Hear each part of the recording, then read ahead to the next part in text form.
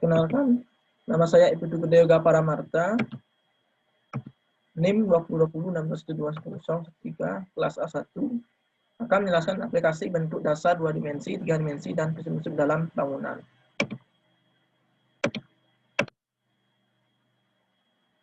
Ini adalah contoh dari bangunan segitiga. Bagian eksteriornya, di sini saya akan menjelaskan unsur bidang, titik, garis, dan titik garis. Karena bagian volumenya akan dijelaskan dalam bagian interior.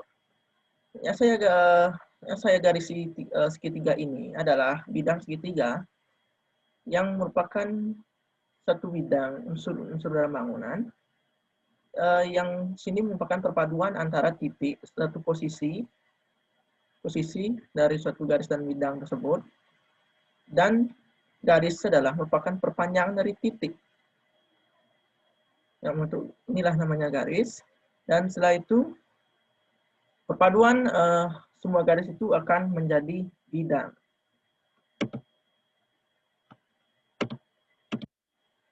Bagian interior.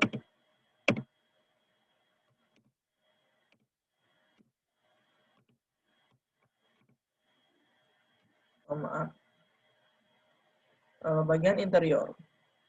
Di sini sudah saya dapatkan bagian interior dari berbagai sisi, kanan dari segala penjuru, yang merupakan disebut juga dengan bidang, yang membentuk suatu ruang di mana dapat menaungi seseorang yang berada di dalamnya. Di interior ini juga tentu terdapat yang namanya unsur titik, garis, dan bidang. Jika tidak ada unsur titik, garis, dan bidang, maka volume tidak akan bisa.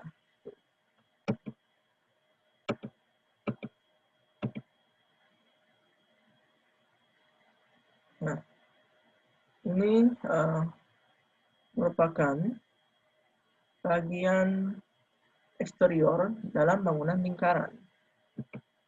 Ini tanda panah itu menunjukkan bahwa bidang lingkaran merupakan salah satu bidang lingkaran. Di dalam bangunan ini tentunya juga terdapat unsur, yaitu unsur titik, garis, dan bidang, dan juga ruang, walaupun terlihat sedikit. Unsur titik seperti yang saya jelaskan tadi, titik merupakan menentukan suatu posisi, dan garis merupakan perpanjangan dari titik. Nah, dari garis ini yang perbedaannya di bidang lingkaran itu adalah satu garis yang saling bertemu membentuk bidang lingkaran. Jadilah bidang lingkaran. Untuk lebih dalam lagi saya akan membahas bagian ruang itu di bagian interiornya. Di sini saya akan memberikan beberapa contoh saja dan bagian interior dari bangunan lingkaran. Ini merupakan interior yang sudah saya take fotonya dari berbagai posisi. Bisa dilihat bahwa bisa lihat bangunan ini tentu memiliki seperti yang saya jelaskan tadi, jika sudah dipadukan bidang-bidangnya pasti akan membentuk ruang dan dapat menaungi sesuatu yang ada di dalamnya. Nah, oh iya, saya lupa tadi. Untuk prinsip perancangan pada bangunan segitiga, saya kembali lagi ya, flashback. Saya lupa menjelaskan. Untuk sistem perancangannya. Nah, untuk sistem perancangan pada bangunan segitiga ini tentunya terdiri, sudah lengkap sekali, yang terdiri dari dominasi, yang didominasi oleh gambar segitiga, dan harmoni yang sudah terdapat unsur pendukung seperti vas bunga, elemen penunjang yang menimbulkan suatu harmoni, dan kesatuan antara denah, potongan dan tampak sudah menjadi satu. Dan irama ini berasal dari pengulangan. Yang pertama harus saya jelaskan pengulangan, itu terdapat pada jendela seperti ini dan pada bangunan seperti ini. Ya, itu ini disebut dengan pengulangan. Saya tunjuk. Nah, dari pengulangan ini akan membentuk irama yang pengulangan itu berjalan dengan interval seperti itu. Irama dengan jarak-jarak yang sama membentuk suatu irama yang berasal dari pengulangan yang interval. Oke, lanjut yang ke lingkaran. Menjelaskan tentang prinsip perancangan dari lingkaran. Untuk unsurnya sudah tadi. Prinsip perancangan dari lingkaran, bangunan lingkaran.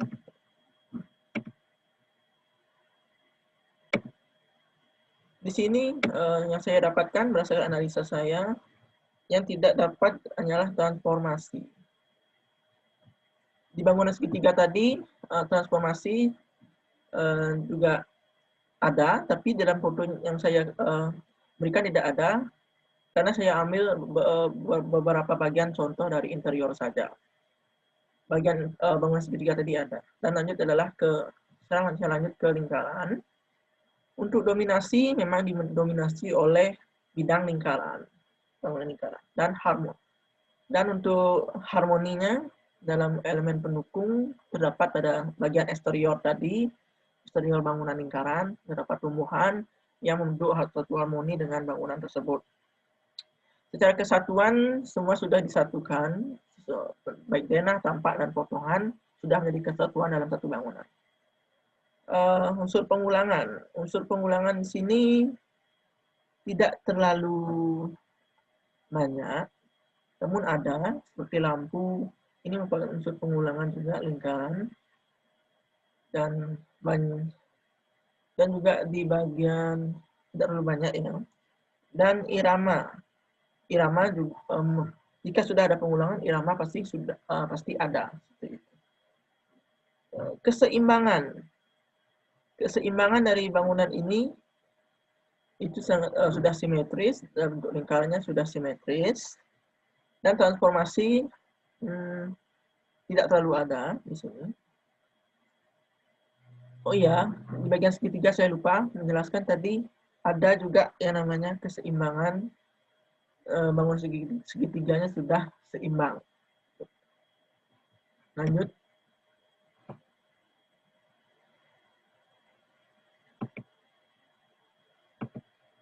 Eksterior bangunan persegi. Seperti yang saya tunjukkan dalam kotak kuning itu merupakan bentuk persegi, lalu yang lainnya adalah persegi panjang. Untuk unsur yang pertama, unsur yang di sini sudah tentu juga terdiri dari empat unsur, yaitu titik, garis, bidang, dan ruang. Nah, ruangnya itu di mana? Letaknya di sini. Ini adalah ruangnya, ini adalah bidangnya. Yang membentuk bidang ini adalah garis. Nah, dan posisi ini adalah titik. Seperti itu. Dan lanjut ke bagian interior, dan lanjut ke prinsip perancangannya.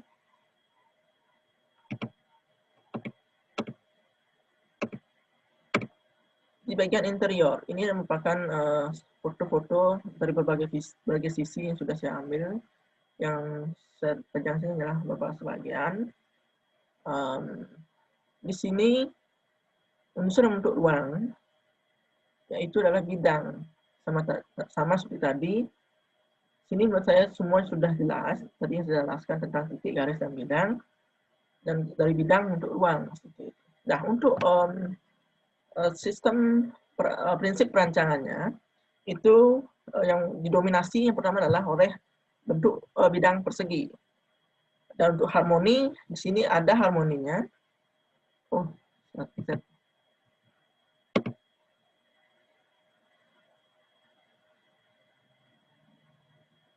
untuk harmoninya di sini antara elemen pendukung ada ini pada gambar di pojok kiri bawah ada bentuk tumbuhan kaktus. Di sana merupakan yang membuat salah satu elemen penunjang yang membuat suatu harmoni. Yang kesatuan, secara kesatuan seluruh bangunan sudah kesatuan dari segi denah, tampak, dan potongan. Dan pengulangan sini hanya ada pada ini adalah pilar-pilar pada tembok yang menempel, pengulangan, dan juga pada jendela. Dan irama mengikuti dari pengulangan tersebut. Keseimbangan. Nah, untuk keseimbangannya di sini ada dari segi interior dan eksteriornya, proporsinya sudah pas. Proporsi peletakan jendela dengan proporsi di mana peletakan jendelanya sudah pas, tidak lebih atau tidak kurang, yang kanan atau kiri tidak lebih atau kurang. Terus transformasi di sini ada pada bagian tembok. Dari tembok bata dan tembok yang dicat, itulah transformasi. Baik, sekian presentasi dari diri saya. Mohon maaf jika ada kesalahan kata dan kekeliruan tadi, saya minta maaf. Saya tutup dan terima kasih.